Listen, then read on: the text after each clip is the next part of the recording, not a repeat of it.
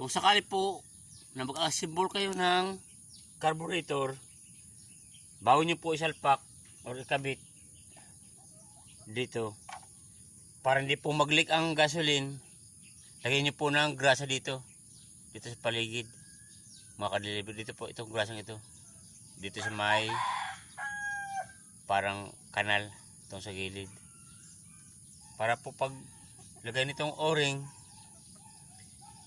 hindi kumapit kung sakali tatanggalin nyo ulit.